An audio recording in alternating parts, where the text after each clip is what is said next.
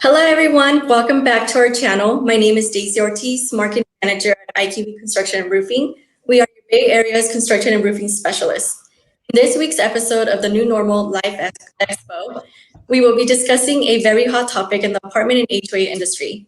We will be going over the new bills SB 721 and SB 326, which has to do with decks and elevated walkways inspections.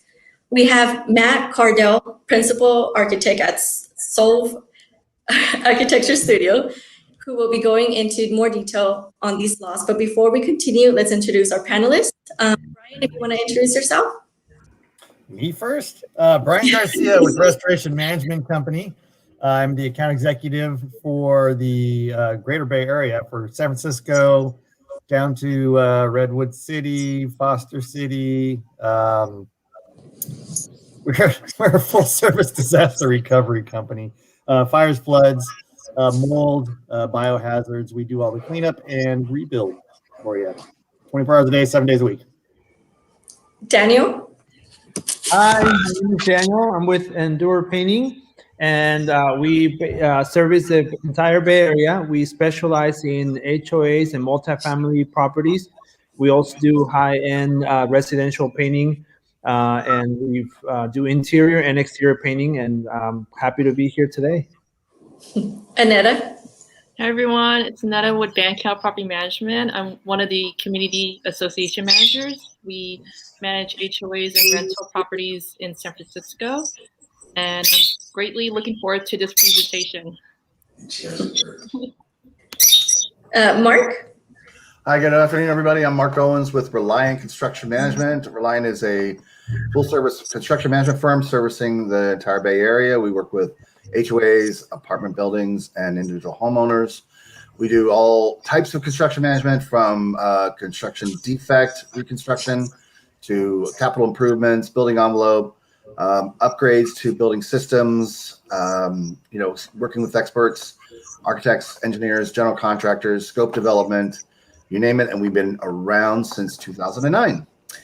And I'm also, Daisy did a great job welcoming, and I'm also going to take the lead in to further introduce our guest speaker today. We're real excited about having Matthew Cardell, who's the principal architect at Solve Architecture.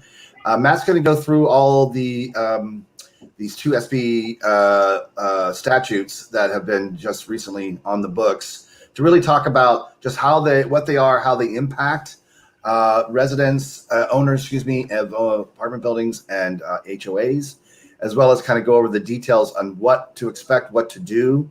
And this all came about because of a variety of, devastating results from deck and elevated walkway collapses due to a variety of different factors. So, Matt, why don't you go ahead and take it on, and we're glad to have you. Okay, thank you, Mark. Hello, again, I'm Matthew Cardell. I'm principal architect at Solve Architecture Studios. We do quite a lot of work on building envelope assemblies, elevated walkways, decks, roofs, vertical wall systems, curtain walls, and elements such as that. We're located in Roanoke Park, California, probably about 50 miles north of San Francisco. And we serve projects throughout the Bay Area. Okay, so I am going to get the PowerPoint up here. Okay, we noticed a little bit of latency in our test to get the first page up. Mark, maybe you can help me out. And when you see the first page, let me know. Sure. We're on the first page. You're actually on the title page right now. Okay, perfect. Okay, so again, we're going to be talking about elevated exterior element inspections for multifamily residential facilities. California Senate Bills SB 721 and 326. Okay, well, safety is the reason why. The Berkeley balcony collapse occurred on June 16th, 2015. I believe 6 people unfortunately died on this, and 7 more were injured. It was found that the primary cause of the collapse was structural damage due to water intrusion.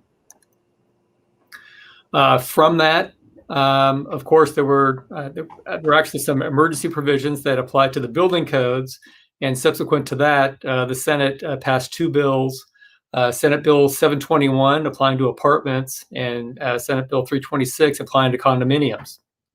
The two bills are separated by about 11 months, as you see in the file date, but they have the same deadline for the first inspection. The inspection frequency does differ between the two bills, 6 years for apartments and 9 years for condominiums. And then, of course, under both bills, the primary entity responsible for the facility, either the owner for apartments or the association for condominiums, those are the entities responsible for compliance.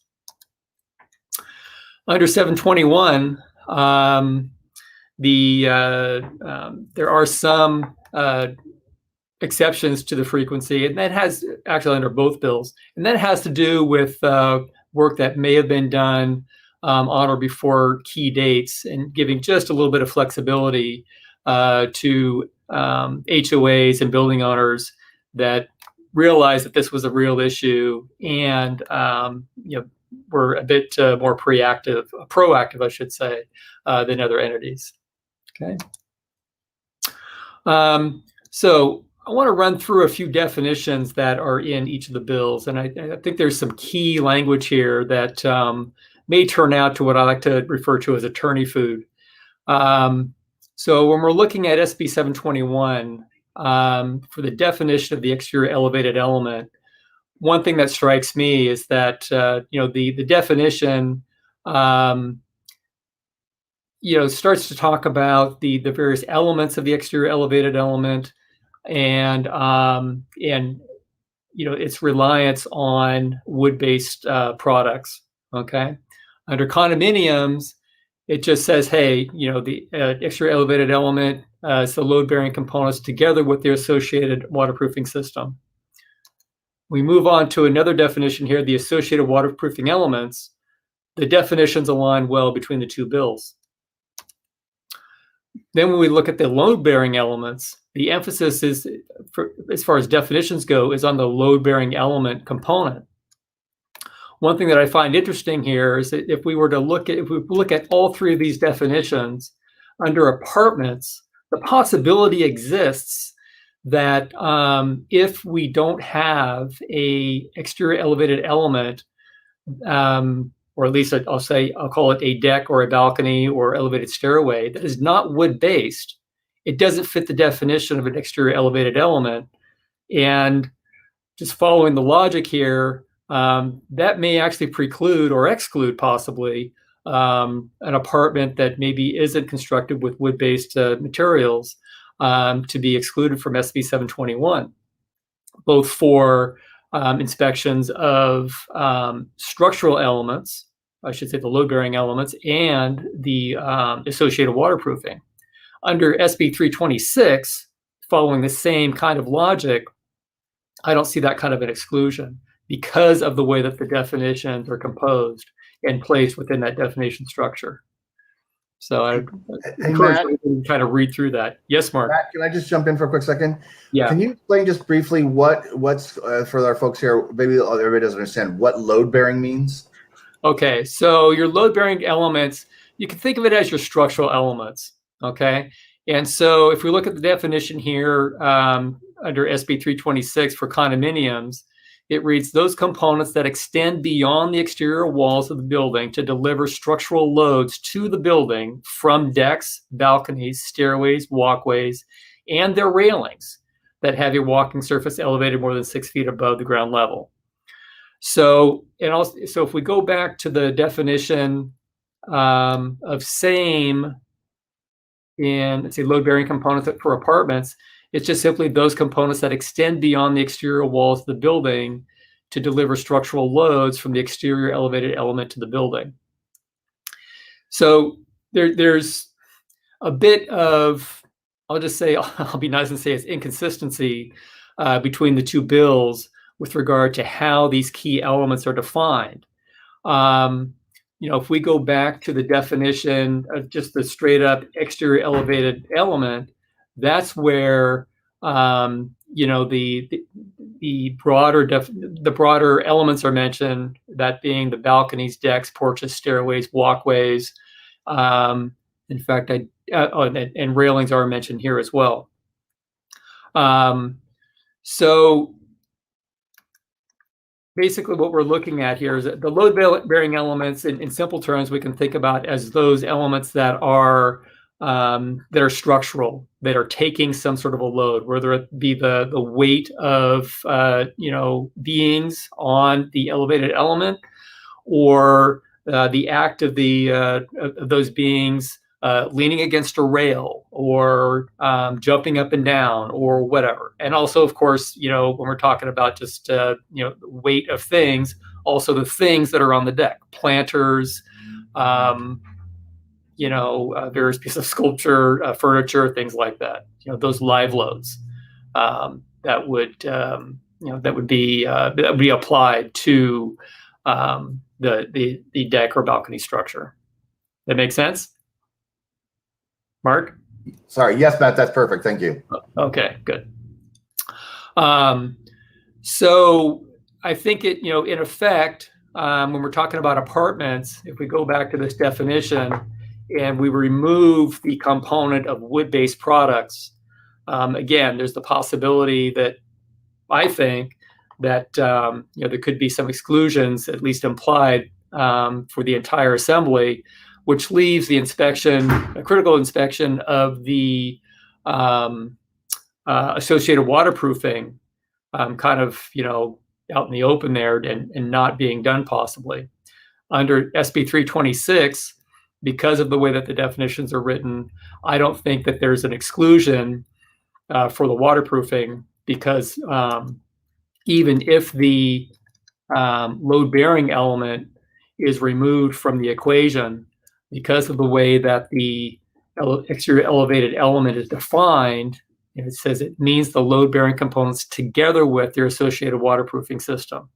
If the load-bearing components are no longer wood-based, I think inspections are still required for the associated waterproofing elements. Okay, so I would imagine this is going to get hashed out, in the courts, or maybe there'll be some clarifications coming from the state. I would have to check. I am not sure if there's a whole lot about this in the building codes, but if there isn't, I would imagine it's gonna be in the building codes here pretty quick. So. And then maybe we'll get some clarity there as the Building Standards Commission looks at the Senate bills and clarifies the language. Okay. Okay, moving on here. Inspector qualifications. There are some key differences between the two bills. Under SB 326, it has to be a licensed structural engineer or architect. Under SB 721, both of those professionals also qualify, but then contractors with certain licenses, qualified building inspectors that are not working for the local jurisdiction, those kinds of folks also qualify as inspectors under SB 721. We're looking at inspection sampling. There's some big differences here, and some of the language here is not all that clear. Under SB 721, this was actually is clear. A sample of at least 15% of each type of exterior elevated element shall be inspected. Under SB 326, we have this concept of the statistically significant sample, which means a sufficient number of units inspected to provide 95% confidence that the results from the sample are reflective of the whole within a margin of error of no greater than plus or minus 5%. I am still trying to get my head around that. Wow, Matt, yeah. That's really confusing. More attorney food, right? I mean, really quickly, you're looking at this. I'm going to jump in just because I know a lot of folks work with HOAs primarily, or even a significant amount. I mean, even a statistician would probably scratch his heads thinking of this, because 95% confidence that the result is, and then also with this, like margin of error. Right. And the honest to goodness truth is, I mean, I was looking at a building just yesterday that had a number of different deck types, and for this even to make a difference for there to be a difference between 95% and 100%, we need to be dealing with some pretty large HOAs that have just a lot of the same stuff, cookie cutter type structures. Right. When you start getting into some of these newer, HOAs that are, in a more of an urban environment, and there's more diversity in the design, at the end of the day, you're probably looking at 100% inspection sampling. So Wow. just by doing the math. So, okay. Okay, so pre-inspection considerations. Okay. So is the exterior elevated element over interior space? And is the EEE over living area? And is the EEE part of the same living unit? So access and logistic issues are pretty huge here. Hey, Matt. Matt, can we just stop here for a minute and let's just kind of further go over that. I mean, I'll just kind of define it a little bit further. Though Matt's doing a great. I mean, not trying to take away from Matt. So, like, if you had an elevated deck, and there's another elevated deck below it, that's fairly easy, relatively speaking, to then access the lower deck to open up the bottom, or called the soffit of the deck above, to kind of see what's going on. What Matt's concern, brought up concern is if that elevated deck or walkway and below it is like a master bedroom of another unit or the same unit, that's where it gets problematic, because you got to open up the ceiling in an interior space to look at it potentially. Right. And of course that has a pretty substantial impact on the residents being able to live in their homes, right? So I think this is a pretty big issue. And I think it's going to become a pretty common issue, again, especially in some of the more, in our HOAs located in urban areas. Okay, so another big question, is the EEE supported substantially by wood-based products? Okay, if it's not supported substantially by wood-based products, then we're probably looking at limiting the inspections to the waterproofing, right, versus having to inspect the structure. But again, some of that's going to differ between the two bills for apartments versus HOAs.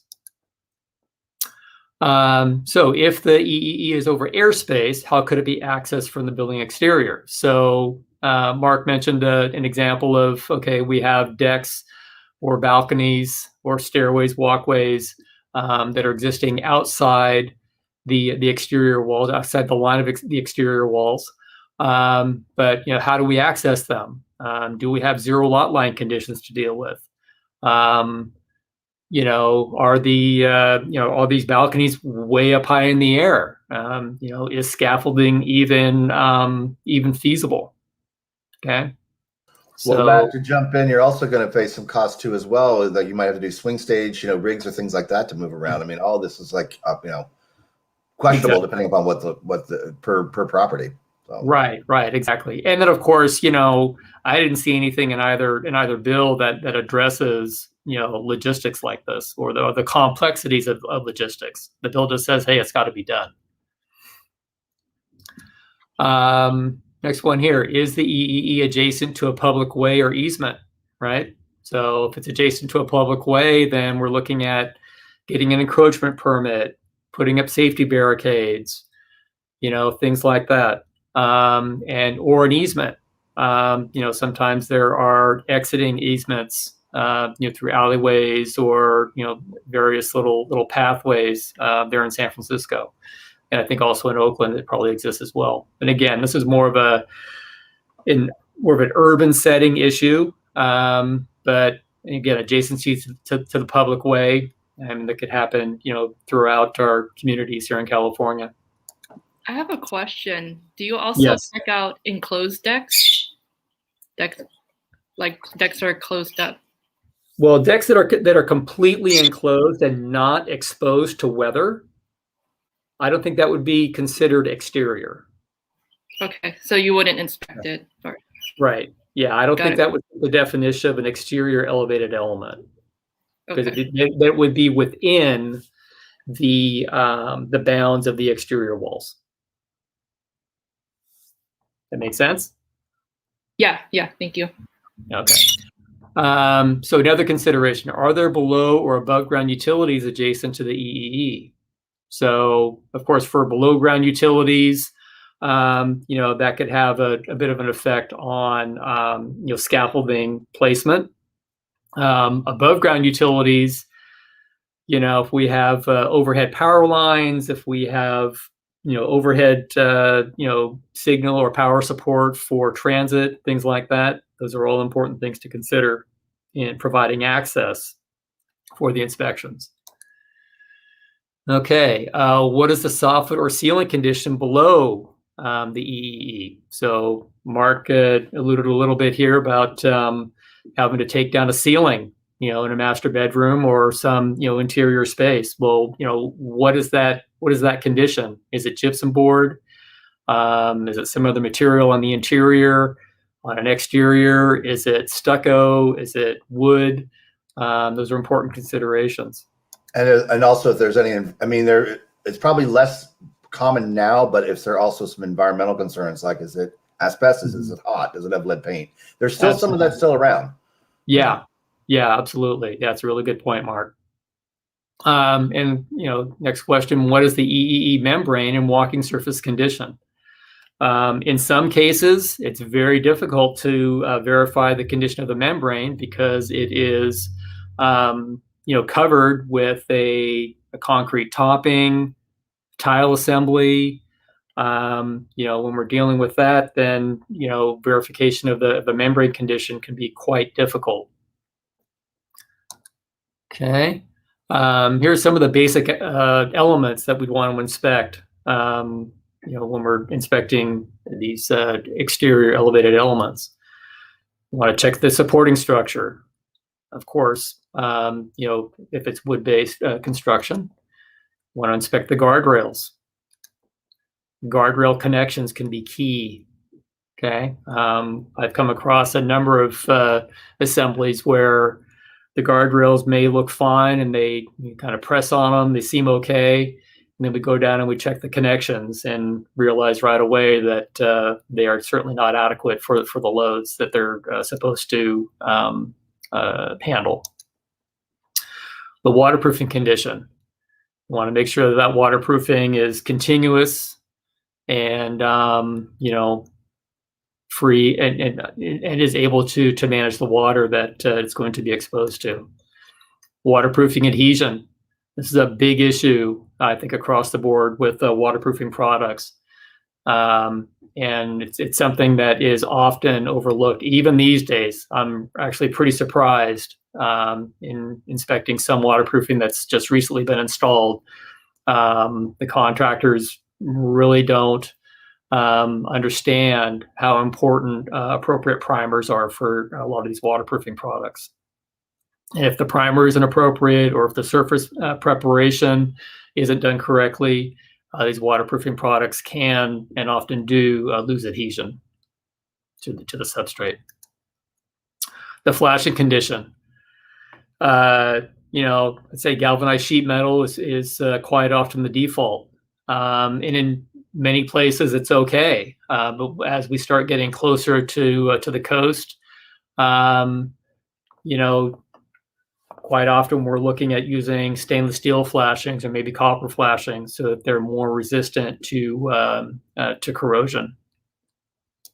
Okay, flashing attachment. If that flashing is loose, it can move and it will continue to expand and contract under just sort of ambient heat and cooling outside, and that can put quite a lot of strain on the waterproofing membrane and start to cause punctures, penetrations, things like that. In a sense, just lead to failure of the entire system. Drainage is key here. Of course, we want to have positive drainage away from the structures, and I see many exterior elevated elements where the drainage patterns are actually directing water toward the structure. We don't want to have to depend on the flashings or the waterproofing to manage that water. One thing I like to say in designing pretty much any exterior assembly that has to manage water is that drainage is the best waterproofing. Okay. Ventilation.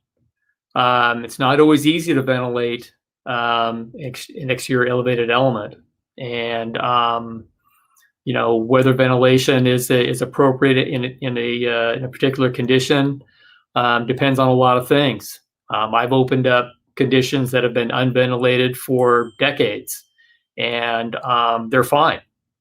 So it all depends on the ambient conditions, the climate, and also, largely what the soffit finish material is. For example, if you have a soffit that is stucco, you really should have the ventilation, if nothing else, because when you reapply stucco, it goes on as a wet material, right? So we want to be able to get some airflow both on the outer surface and the inner surface of that stucco for it to appropriately dehydrate. Okay. All right. So we get into the report, and the two laws again differ a little bit in what they're looking for from the standpoint of conditions assessment. Okay. One key difference here that I see is that for apartments, they're looking for an assessment of whether part of the assembly is defective or decayed. But I think the key thing here is defective. Under condominiums, really what they seem to be looking for here is a threat to life safety. Okay, so a condition can be defective but still performing. And so again, that's going to be an interesting exploration as we move through the actual implementation of these two Senate bills. Okay, life cycle statement. Again, there's some differences here for apartments, expectations of future performance and projected service life. And then for condominiums, expected future performance and remaining useful life of the load-bearing components and associated waterproofing system. I think maybe the intent here is similar, but I'm not convinced it's the same. Hey, and Matt, jumping in, speaking from folks like Aneta, property managers, who rely as their part of their tool to manage is their reserve study. Mm-hmm. And those are, can be, better or not so good depending upon whatever, but more importantly, it's a good tool. This particular thing, which I glossed over when I was looking at it originally, but that could be key into, superseding whatever they might have already. Because maybe they have, like it says on the reserve study, they have 10 years left, but when you inspect it, you're like, no, they really only have 3. So what that could be is that could affect their cash flow and funding. And so this could actually really be, a big blow, just challenging to work with. Just the result of it is, I guess, is what I'm saying. So it's something I think all, property managers and HOAs will need to be prepared for the possibility. Right. Well, I think even just the inspection cycle is going to have an effect on the service life of these exterior elevated elements. Yeah. So, okay. Localized enforcement. I found this pretty interesting. So for apartments, there's a structure in place, right? So if an issue is found, a repair permit application has to be made 120 days after receipt of the inspection report. And then there are monetary penalties, for noncompliance. That's for apartments. For condominiums, it doesn't appear to be any consequence. I would not expect this to stay this way, to be honest. But we'll see what happens as the months and years go by here. Okay, so we get past the inspections, the owner or the HOA have the report, or we're trying to develop a new HOA project. What are some of the design considerations, for these exterior elevated elements? I would say number one, try to avoid wood-based load-bearing elements.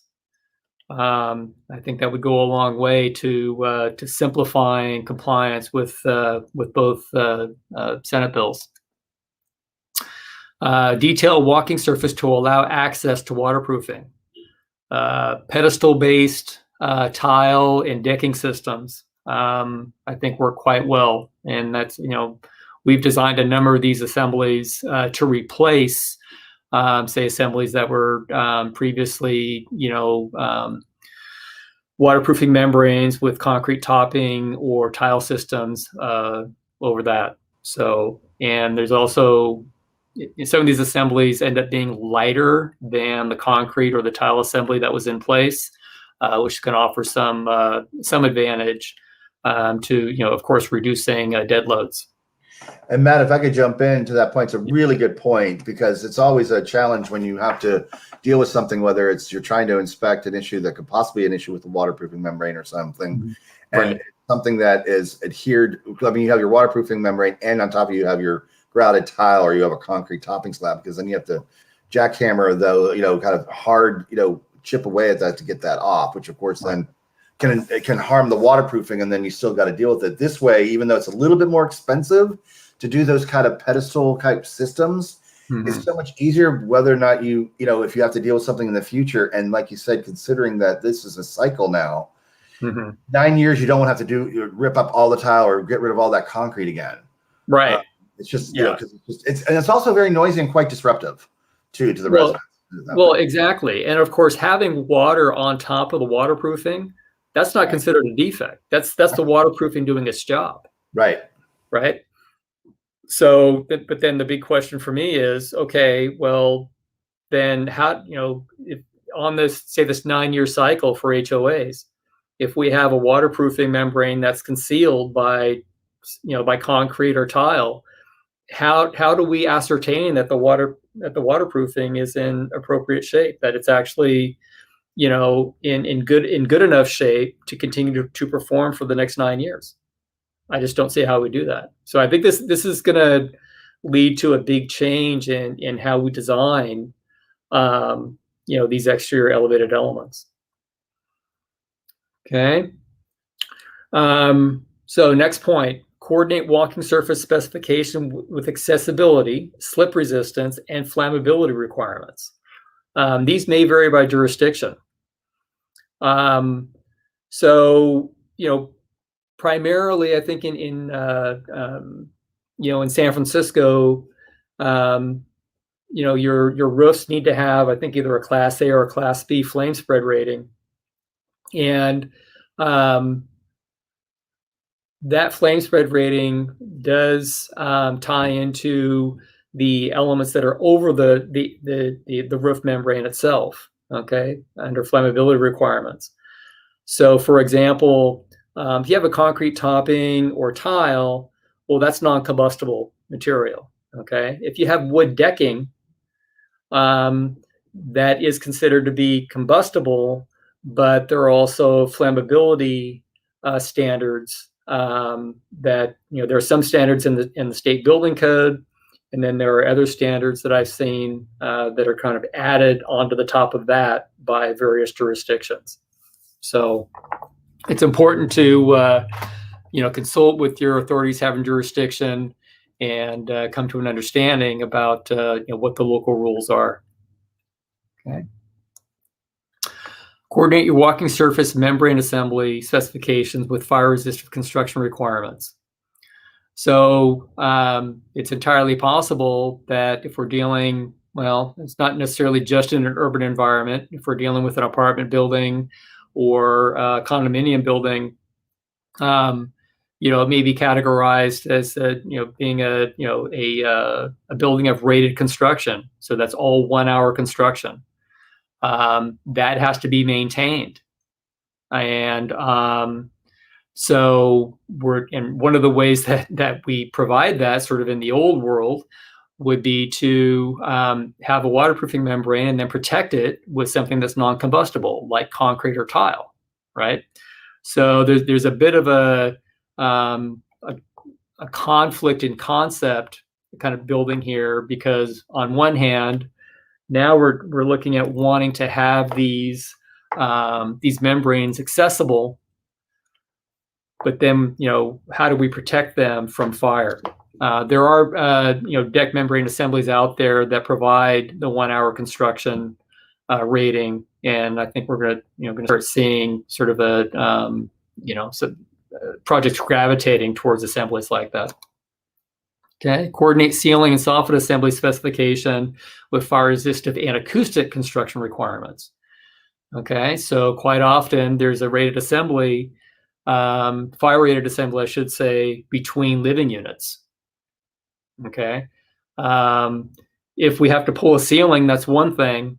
But if somebody says, oh, well, maybe we'll just put in some access doors so for purposes of inspection, aside from the unsightly quality that could take on, those access doors will also have to be rated for the fire resistive rating. And they can get pretty expensive. So again, this is another one of those things where we have the Senate bills that kind of cover this one tightly wrapped or bracketed area of construction, and there are these other areas of construction that are going to have an effect on our decision-making process. Okay, so that's it for me. Are there any questions? Yeah, I have a few questions. How long do you have to maintain these inspection reports? According to the bill, I think that varies between the HOAs and the owners. My recollection is it's 3 inspection cycles need to be on file. Okay. And then, do you think they'll extend the compliance deadline? Oh boy, I have no idea. I wish I had a crystal ball, but as it is right now, but we have until January 1st, 2025. So that there's some time there. I know that I would think that this is going to present some financial challenges to HOAs because they have to get these inspections funded, and then still have kind of the unknown hanging out there about whether there's there additional costs are going to be necessary to repair these elements once inspected. Okay. Thank you. Mm-hmm. So Matt, what you were saying? Oh, go ahead, Brian. You go first. I was just going to ask, what kind of resistance has there been against these? I haven't heard a whole lot about resistance. I've heard a whole lot more about confusion over the 2 bills. I can see that there's a lot of. I mean, they're not consistent at all. Right. Between apartments and condos, which is horrible. Right. But I would expect that because this is going to be a pretty big financial burden for a number of people, that I would expect there would be significant pushback on this, or at least requests for better definitions inside these bills, because they're right. Well, that's why I think that there's a possibility that it will just end up in the there'll be language added to the California Building Code, possibly the California Residential Code, maybe, and then the existing building code. And I know there's already language in the existing building code regarding the exterior elevated elements, but I don't know if but that's the language that's in the codes now, I think, pertains to the repair or reconstruction of the elements and not necessarily the inspections. And so I'd be interested to see if there's something added into, especially the existing building code regarding inspections. So time will tell. Time will tell. Yeah, a couple great. Great. The other, thanks, Brian and Matt. Also, the thing that I was also struck by to add the confusion is it doesn't really talk about the what they want to see in the reporting pieces of it, and how you want to document that.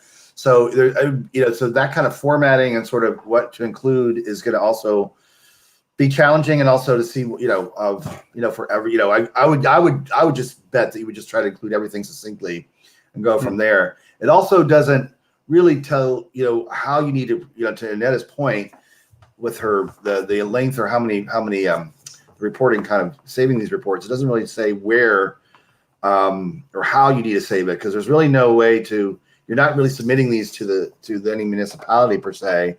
But you do need to have it available for whomever to look at. And so you're looking at, like, to your point, every 9 years for an HOA, you've got to keep 3 years. That's 27 years that you're holding on to these things.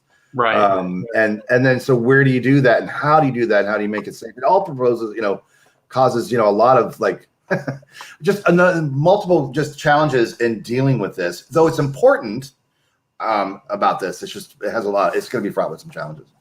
Yeah. So to speak a little bit to the involvement of the local authorities having jurisdiction, there is language in, I believe, both laws that says if the inspector finds conditions that are hazardous to life safety, step one is to work with the owner of the HOA to restrict access to those elements. And then one of the following steps is to submit a report to the authorities having jurisdiction to notify them that there's an unsafe condition. When does it need to be reported to the local enforcement agency? I would have to go back in there and look. I think it's within 15 days or something like that. So it's a pretty quick trigger to notify the authorities. So I think in one of the slides it says that you have 180 days to correct the issues, or did I read it incorrectly? Okay, so that's a little bit different here from the standpoint of, let me get down to that slide.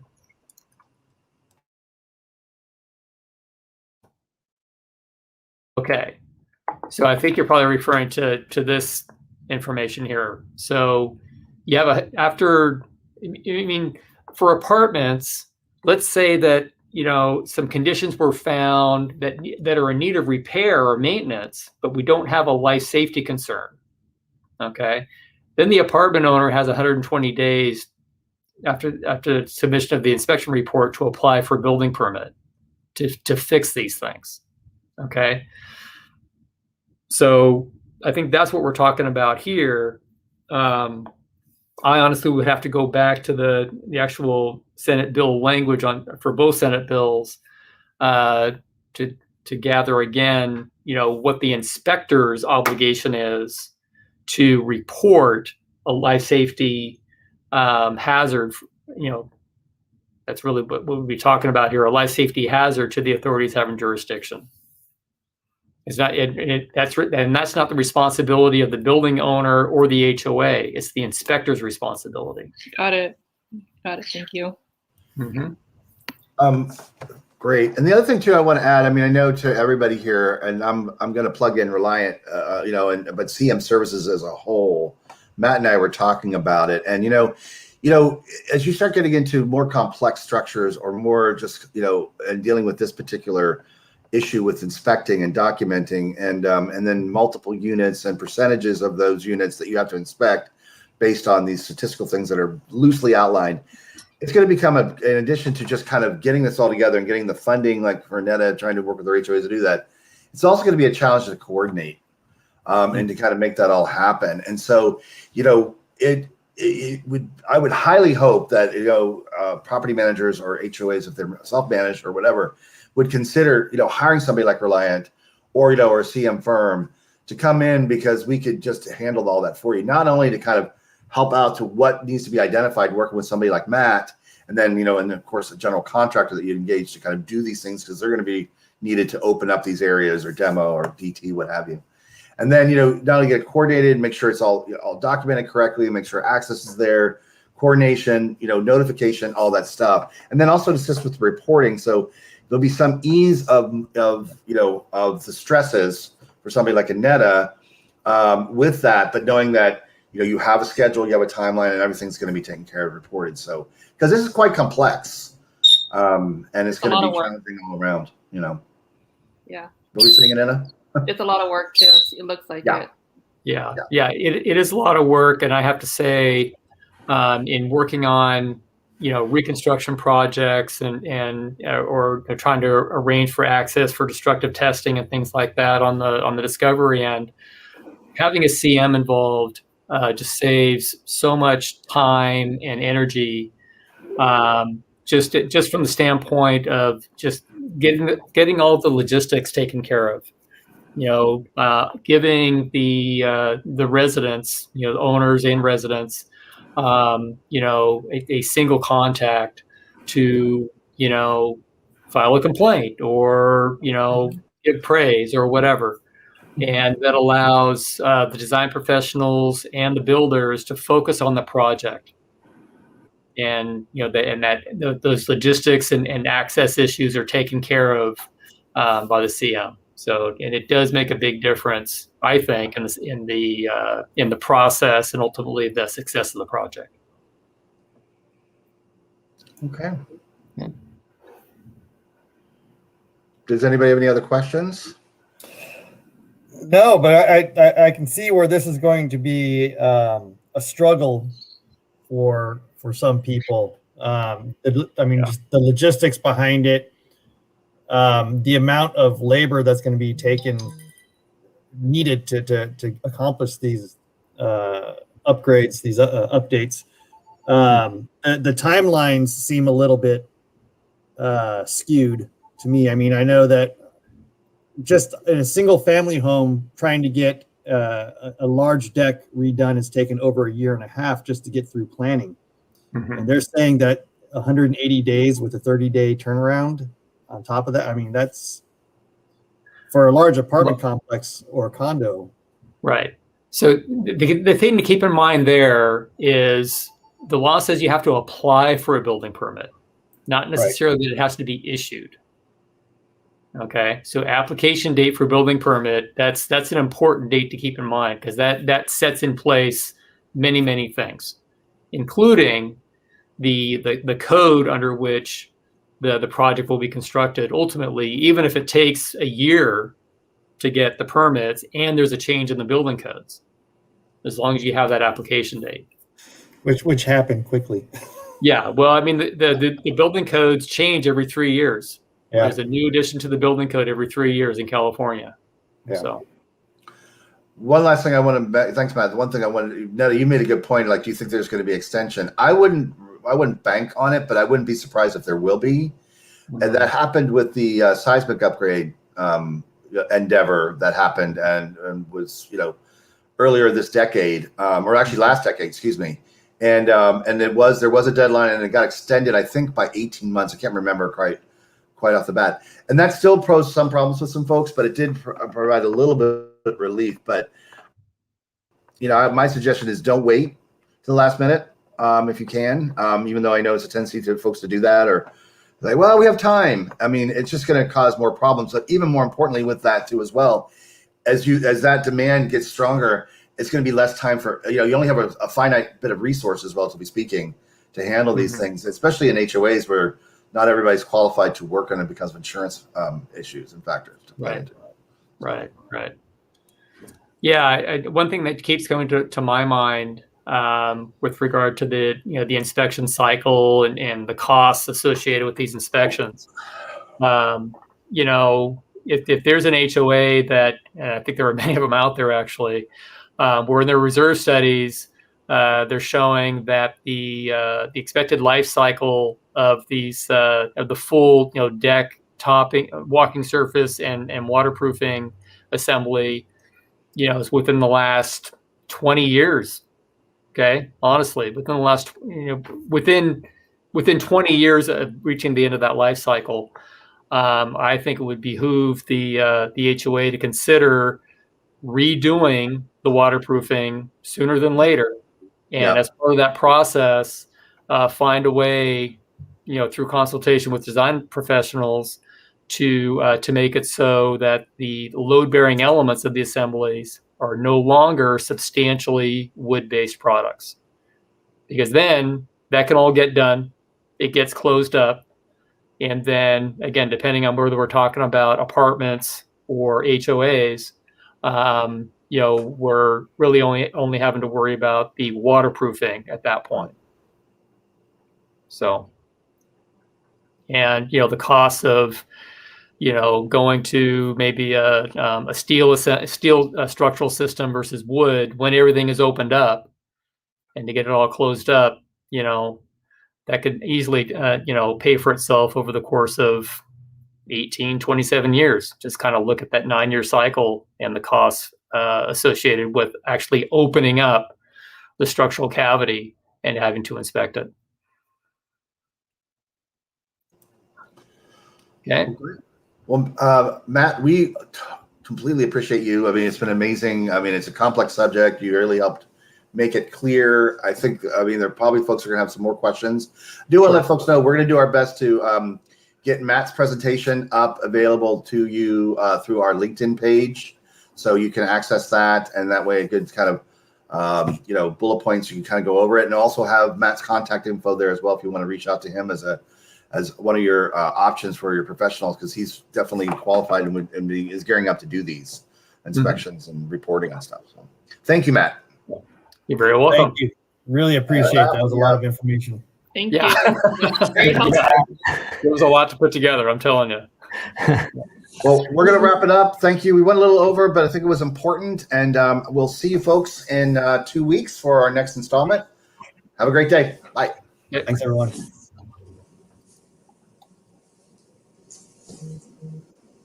Oh.